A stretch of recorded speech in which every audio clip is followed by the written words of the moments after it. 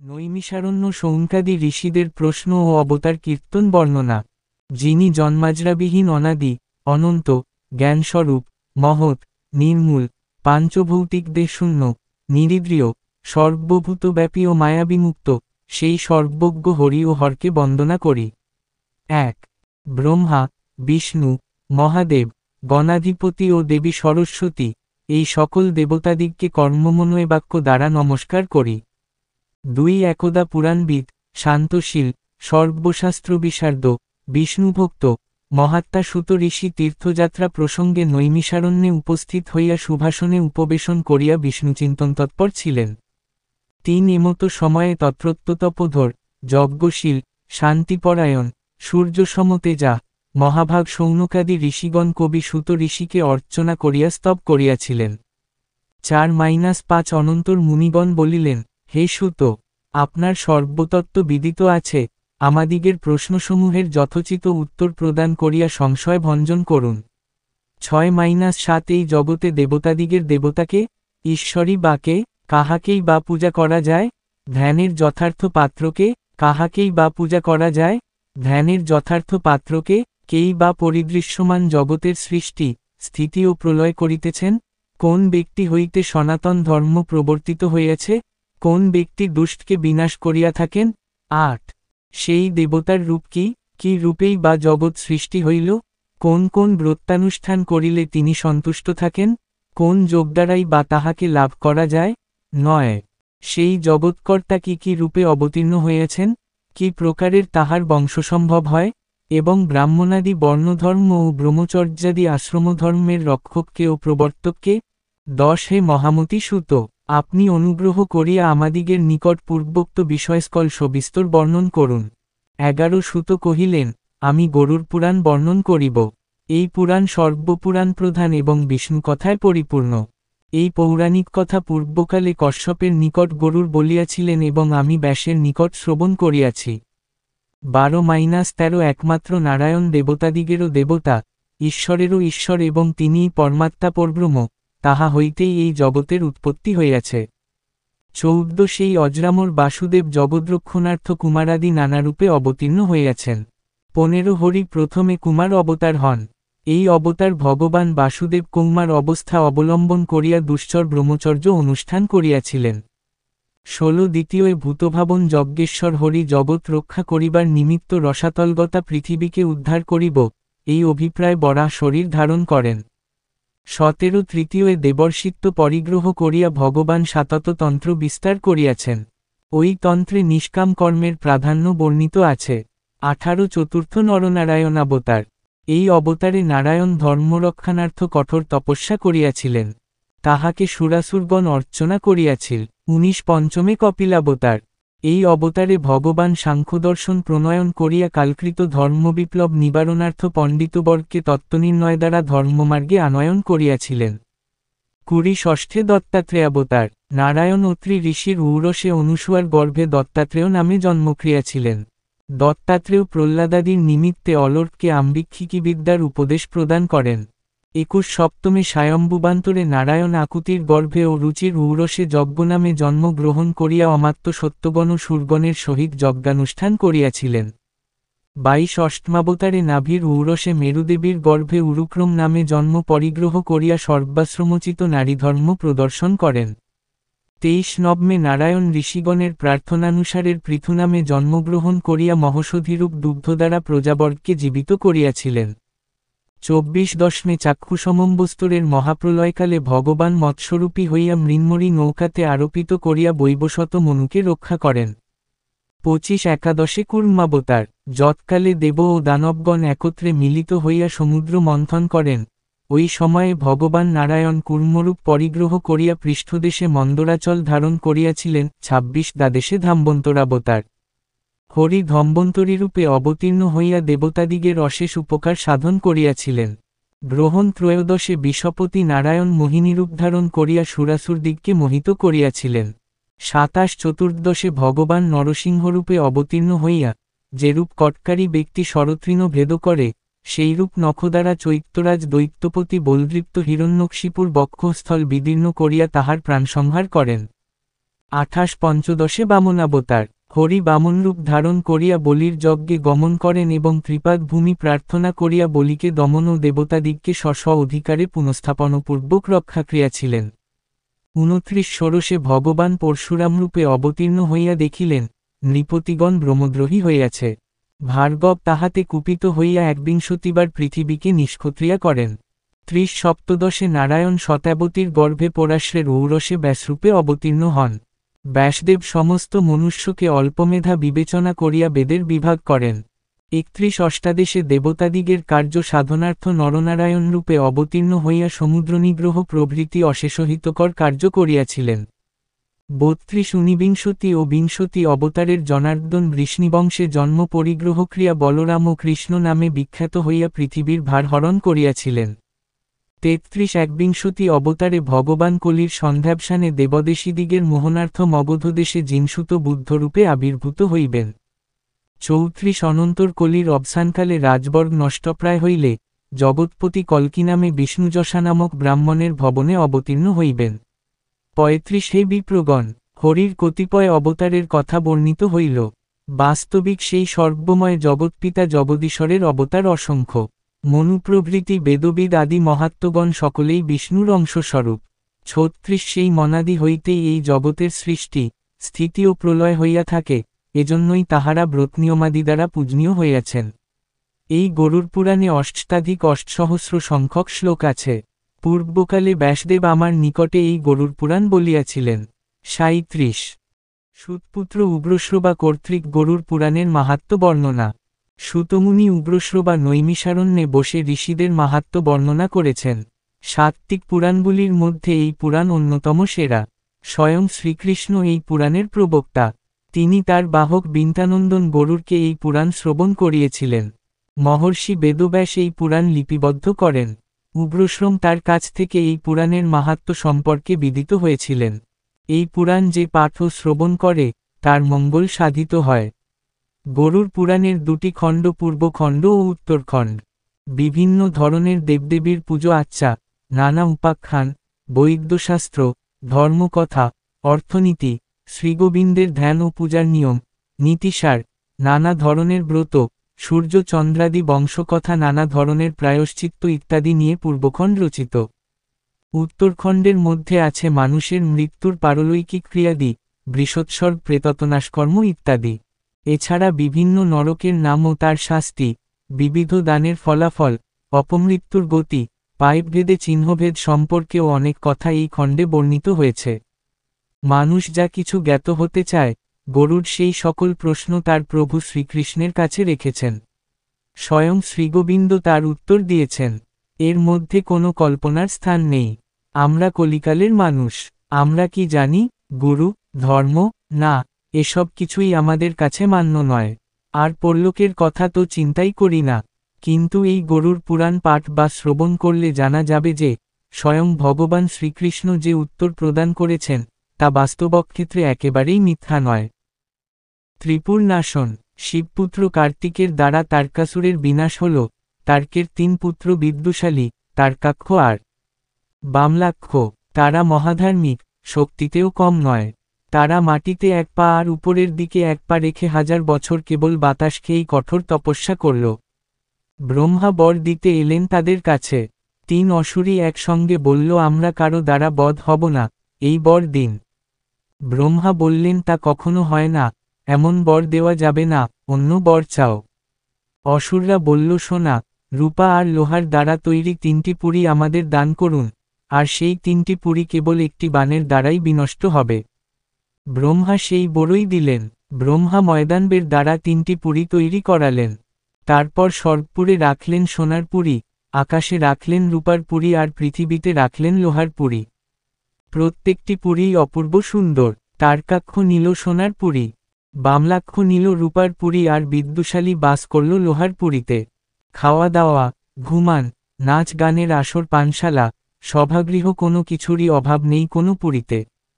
গন্ধর্ব, চারণ, সিদ্ধ প্রভৃতি সকলেই সেথায় আমোদ প্রমোদে মেতে থাকল, আর যত প্রকারের ধর্ম আছে সবই সেই 3 পুরীতে। এইভাবে সেই 3 দৈত্যের কারণে দেবতারা জলে পুড়ে মরছে, ব্রহ্মার কাছে গিয়ে দুঃখের কথা জানালেন। দেবতাদের কথা শুনে শিব বললেন, দেবতাগণ, তোমাদের দুঃখ আমি বুঝি, কিন্তু যাদের পুণ্য সবসময়ই বাড়ছে তাদেরকে বিনাশ করব কেমন করে? আর তা উচিতও নয়। তবে তোমরা শ্রীহরির কাছে যাও, তিনি কোনো উপায় বলে দিতে পারেন। তখন দেবতাগণ শ্রীহরির কাছে গিয়ে সব কথা বলল। গোবিন্দ উত্তরে বললেন, সনাতন ধর্ম যেখানে থাকে, সেখানে দুঃখ কখনোই স্থান পায় না। শ্রীহরির কথা শুনে দেবতাগণ বিষণ্ণ হলেন। তারা বললেন, ত্রিপুর থাকলে আমরা কেমন করে বাস করব? তখন শ্রীহরি বললেন, বহু পাপ করেও যদি কেউ শিবের পূজা করে তাহলে তার সমস্ত পাপ নষ্ট হয়ে যাবে। দৈত্যরা লিঙ্গ পূজা করে পাপহীন হয়ে ভোগী হয়েছে। তাদের ধর্ম বিঘ্ন না হলে তাদেরকে ধ্বংস করা যাবে না, তাই আমি আমার মায়াবলে তাদের ধর্ম নাশ করে বিনাশ করব। হরির মুখে আশ্বাস পেয়ে দেবতাগণ ফিরে গেল যে যার নিজের স্থানে। শ্রীহরি দৈত্যদের বিনাশের জন্য মায়াম মানব সৃষ্টি করলেন। তার মাথা নেড়া, গায়ে মলিন বসন। তারপর ভগবান তাকে মায়াম শাস্ত্র শিক্ষা দিয়ে বললেন, তুমি ত্রিপুরে গিয়ে সবাইকে এই শাস্ত্র শিখাবে। তখন সেই পুরুষ হরিকে প্রণাম করে চলে গেলেন ত্রিপুরে।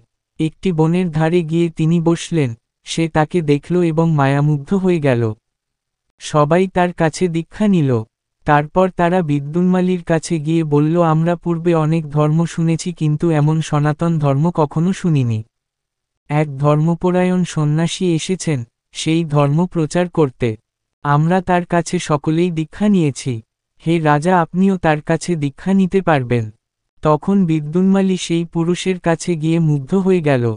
দীক্ষাও নিতে চাইল। সেই পুরুষ তখন বললেন, হে দানবরাজ, আমি যা আদেশ করব তোমাকে তা বিনা দ্বিধায় পালন করতে হবে। আগে বল, তা পারবে কিনা? তখন দানবরাজ তার মায় পড়ে স্বীকার করল, তার সকল কথাই পালন করবে। সেই সন্ন্যাসী তখন দানবকে নির্জনে নিয়ে গিয়ে যাতে তার ধর্ম নাশ হবে এই উপদেশ নির্জনে নিয়ে গিয়ে যাতে তার ধর্ম নাশ হবে এই উপদেশ দিলেন। এইভাবে সেই পুরুষের কাছে সবাই দীক্ষিত হয়ে ধর্মচ্যুতি হল। শিবপূজা, যজ্ঞ, স্নান, দানাদি সকল কর্মই নাশ হল।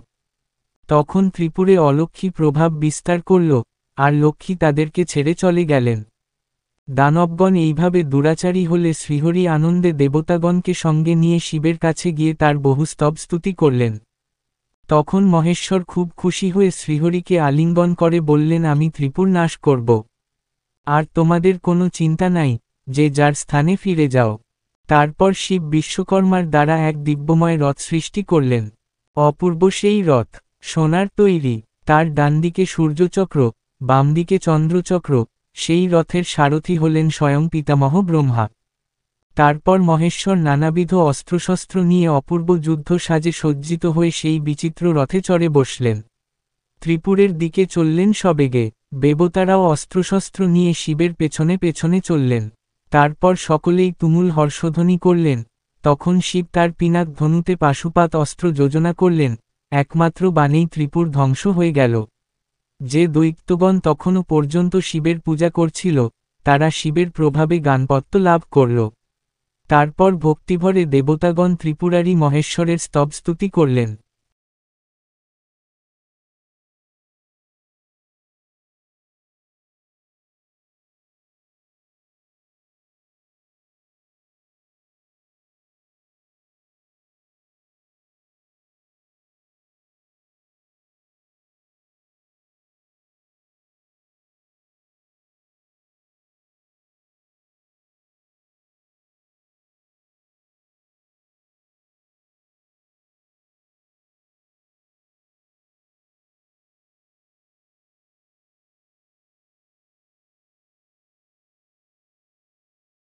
বিন্তানন্দনের প্রশ্নে ভগবানের উত্তরদান 4।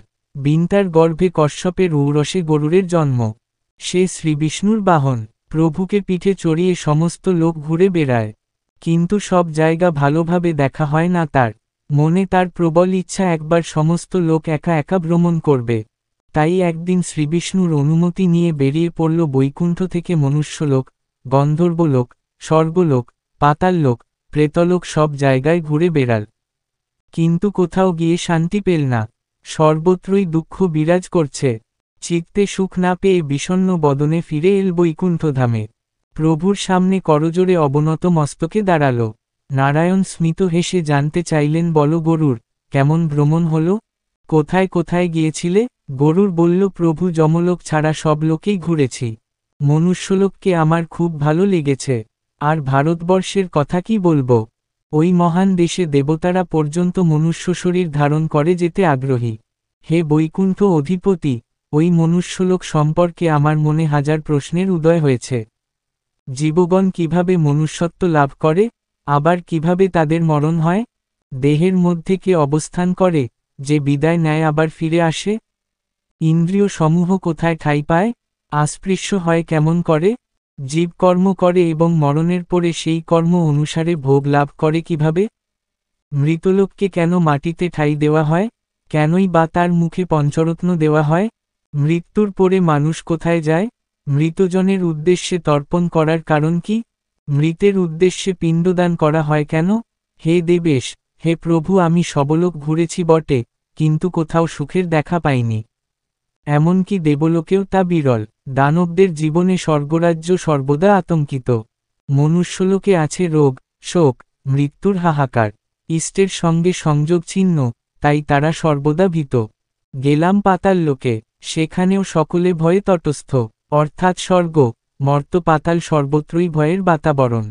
সবখানে যেন ইন্দ্রজালের মতো মিথ্যার প্রলেপন। একমাত্র বৈকুণ্ঠধামে আপনার পাদপদ্ম যুগলে নির্ভয়ে ঠাঁই পাওয়া যায়। কালের কবলে পড়ে সকল মানবী দুঃখ জর্জরিত। সকল স্থানের থেকে ভারতবর্ষকে আমার বেশি হতদুঃখী মনে হল। সেখানে কানা, খোরা, আতুর, বোবা, কালা, পঙ্গুর অভাব নেই। সর্বদা সেখানে হিংসা আর লোভের আগুন জ্বলছে। চলছে হানাহানি, মরামারি। তারা ক্লেশ ভোগ করছে, একদম সুখ পাচ্ছে না। দিনে দিনে তাদের আয়ু কমে আসছে। কারো কারো কালের আগেই মৃত্যু হচ্ছে। এই মৃত্যু কেন হয়? মৃত্যুর পর সে কোথায় যায়? শুনেছি নরকে গমন করে, সেখানে কর্মফলের প্রায়শ্চিত্ত করে। নরকে গমন করে, সেখানে কর্মফলের প্রায়শ্চিত্ত করে। হে মাধব, দয়া করে আমার এ সকল প্রশ্নের উত্তর দিয়ে আমার মনকে শান্ত হতে সাহায্য করুন।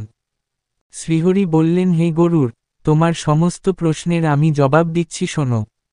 সেদজ, উদ্ভিজ্জ, জরায়ুজ ও অন্ডজেই হল জীবের জন্মের প্রকারভেদ। গর্ভাবস্থায় জীবের সৃষ্টি ও বৃদ্ধি ঘটে। প্রথমে প্রথমে শত্রু ও শনিতের সংযোগে পিণ্ড গঠন হয়। পিণ্ডের মাঝে থাকে জীব, সেটা বর্ধিত হতে থাকে। একদিন রাতে হয় আকার, পঞ্চম দিনে বুদবুদ আকার লাভ করে, 14 দিনে তাতে মাংস ও ধাতু গজায়, 20 দিন পর সেই মাংস দৃঢ়তা লাভ করে, 25 দিনে পুষ্টি ও বল পায়, 1 মাসে তা পূর্ণ পঞ্চতত্ত্ব লাভ করে। ত্বক ও মেদ জন্মায় দ্বিতীয় মাসে, তৃতীয় মাসে অস্থিমজ্জা গঠিত হয়, চতুর্থ মাসে কেশ ও অঙ্গুলি জন্মায়, পঞ্চম মাসে সে কান, নাক, মুখ আর বক্ষদেশ লাভ করে, সপ্তম মাসে উদর, উপস্থ, কণ্ঠরন্ধ্র, গুহ্যদেশ ও অঙ্গপ্রত্যঙ্গ জন্মায়। প্রাণের স্পন্দন তখন সূচিত হয়। অষ্টম মাসে মাতৃজঠরে প্রাণ নড়াচড়া করতে শুরু করে। নবম মাসে জীব সম্পূর্ণতা লাভ করে এবং দৃঢ় হয়। রক্ত, মাংস, ত্বক, অস্থি, মজ্জা সহ 10 মাসে সে ভূমিষ্ঠ হয়। এই হল পঞ্চভৌতিক জীবন রহস্য কথা। ক্ষিতি, তেজ, জল, বায়ু ও আকাশ এই হল পঞ্চভূত। ক্ষিতির বিকারে সৃষ্ট পঞ্চদ্রব্যের মধ্যে আছে ত্বক, অস্থি, নাড়ি, রোম ও মাংস। জলের বিকারে সৃষ্টি হয় মজ্জা, নাড়ি, রোম ও মাংস। জলের বিকারে সৃষ্টি হয় মজ্জা, রক্ত, মল, মূত্র ও শুক্র। তেজ থেকে এসেছে ক্ষুধা, তৃষ্ণা, নিদ্রা, ভ্রাতি ও আলস্য। বায়ুদান করে ধারণ, চলন, সংকোচন, প্রসারণ ও ক্ষেপণ। আকাশ থেকে লাভ হয় কাম, ক্রোধ, লোভ, মোহ ও লজ্জাগুণ ভাব। প্রাণ, অপান, ব্যান, সমান ও উদান নিয়ে গঠিত পঞ্চবায়ু, যার দ্বারা পান, ভোজন, পোষণ ও পরিপাকাদি কাজ সুসম্পন্ন হয়। জীবদেহ নিজ নিজ কর্মানুসারে মর্তে আসে। আয়ু, বিত্ত, মৃত্যু ও বিদ্যাকে সঙ্গে নিয়েই জীব গর্ভাবস্থা হতে ভূমিষ্ঠ হয়। কর্মের দ্বারাই জীব সমুৎপন্ন ও কর্মের দ্বারাতেই ক্ষয় লাভ করে। গর্ভস্থ জীবকে বায়ু অপম্মুখে আকর্ষণ ও ঊর্ধ্বপাদে নিঃসরণ করে। জানুর ওপরে 2 অঙ্গুষ্ঠ, জানুর পৃষ্ঠদেশে হাতের আঙুলগুলো আর দুটি চোখ এবং জানু দুটির মধ্যে নাক রেখে গর্ভের জীব বর্ধিত হতে থাকে। মায়ের জঠরে জীব এইভাবে কুণ্ডলী অবস্থায় থাকে। মা যেসব জিনিস খায় তার থেকে নিঃসৃত রস জীবকে বাড়তে সাহায্য করে। তার নাভিতে থাকে একটি নাভিযুক্ত অবস্থায়। মায়ের অমধ্যে যে খাদ্য পাচিত সেই রস ওই নারীর দ্বারা সঞ্চারিত হয়। মাতৃগর্ভে জীব এইভাবে যন্ত্রণা ভোগ করতে থাকে। এই সময় আগের স্মৃতি তার মনে জাগে। তখন পরিতাপ করে আর ভাবে, আর কখনো কুকর্মে লিপ্ত হব না। এই গর্ভে বাস যন্ত্রণাদায়ক। যে কর্ম করলে মাতৃজঠরে ঠাঁই পেতে হয় না, এবার সেই কাজ করব। নবম মাসে গর্ভের জীব নিচের দিকে মাথা করে। প্রজাপত্য বায়ু এই সময় তাকে পীড়ন করে। সে চেতনা হারায়। মায়া তখন তার ওপর প্রভাব বিস্তার করে। সে পূর্বজ্ঞান বিলুপ্ত হয়। পরে সেই জীব ভূমিষ্ঠ হয়। বাল্যকাল কাটিয়ে কৈশোরে পা দেয়। যৌবনকাল অতিবাহিত করে প্রৌঢ় হয়ে এবং একদিন কালের নিয়মে মৃত্যুমুখে পতিত হয়। এইভাবে বারবার জন্ম ও মৃত্যুর মধ্যে দিয়ে তার আসা যাওয়া ঘটে। তবে প্রত্যেকবার এক যোজানি লাভ করে না, বিভিন্ন যোনিতে সে আশ্রয় নেয়। পুণ্যের ফলে স্বর্গবাস ঘটে, নতুবা নরকে গমন হয়। সেখানে যন্ত্রণা ভোগ করে পাপ কিছুটা লাঘব করে। তারপর অবশিষ্ট কর্মভোগের জন্য সে আবার যোনি লাভ করে পৃথিবীতে ফিরে আসে। স্বর্গে পরম সুখ, আর নরকে চরম দুঃখ, এই উপলব্ধি সর্বজন বিদিত। তাই স্বর্গবাসী সুখভোগ করার সময় সর্বদা মনে আতঙ্ক জাগে, হয়তোবা আমার পুণ্য ক্ষয় হল, আমাকে আবার ওই নরকগামী লোকের মতো দুর্গতি লাভ করতে হবে। এমন চিন্তায় যদি সর্বদা দুঃখ পায়, তাহলে স্বর্গবাসী হয়েও কি সে সুখ পায়? গর্ভবাসে বহু দুঃখ সইতে হয়, জন্মকালে যোনির পেছনে মহাক্লেশ ভোগ করতে হয়। তারপর সেই জীব শিশুকাল থেকে ধীরে ধীরে একদিন বৃদ্ধ হয়। মৃত্যুর সময় ঘনিয়ে আসে। যমদূতের অনুচররা তার মাথার শিয়রে এসে দাঁড়ায়। তাকে নিয়ে যাবার জন্য টানাটানি করে। তারপর তাকে পাঠিয়ে দেয় স্বর্গ তাহারা নরকে। এইভাবে সংসার চক্র আবর্তিত হচ্ছে। কর্মের বন্ধনে আবদ্ধ জীব বারে বারে আনাগোনা করছে। যমলোকে অসংখ্য নরককুণ্ড আছে, তার মধ্যে ৮৪টি প্রধান। যে যেমন পাপ করে তাকে সেই রকম কুণ্ডে নিক্ষেপ করা হয়। সেখানে যমের অনুচররা সর্বদা তাদের ওপর পীড়ন চালায়। কাউকে আগুনে পোড়ানো হচ্ছে, কারো মাথায় মুগুর দিয়ে বেদম মার মারা হচ্ছে। করাত দিয়ে কারো দেহ কাটা হচ্ছে, হিংস্র কুকুর বা বাঘকে দিয়ে কাউকে খাওয়ানো হচ্ছে, কারো জীব ছিঁড়ে নেওয়া হচ্ছে। সকলেই নরক যন্ত্রণা ভোগ করছে। চিৎকার চেঁচামেচি, ত্রাহি ত্রাহি রব। কিন্তু এই যন্ত্রণা থেকে রেহাই পায় না সে।